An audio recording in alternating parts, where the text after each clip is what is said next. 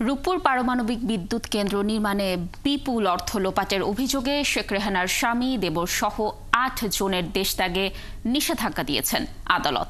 তারা গোপনে দেশত্যাগ করার চেষ্টা চালাচ্ছেন এমন তথ্যের ভিত্তিতে এ আবেদন করে দুদক। নিবিড় সাহা জানাচ্ছেন বিস্তারিত।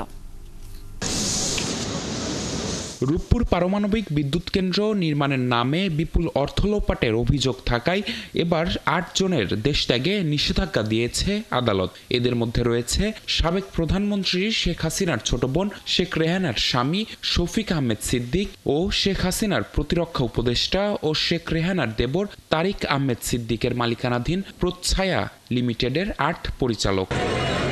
মঙ্গলবার ঢাকার মেট্রোপলিটন সিনিয়র জজ মোহাম্মদ জাকির হোসেন গালিবের আদালত দুদকের আবেদনের প্রেক্ষিতে এ আদেশ দেন। এদিন দুদকের পক্ষ থেকে সংস্থাটির উপপরিচালক মনিরুল ইসলাম তাদের দেশত্যাগে নিষেধাজ্ঞা চেয়ে আবেদন করেন।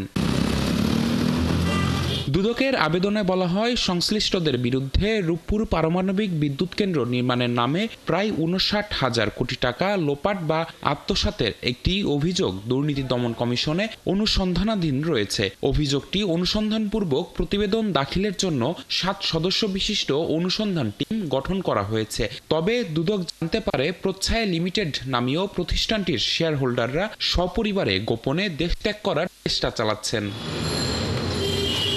নিবিড় সাহা, ৭১, ঢাকা।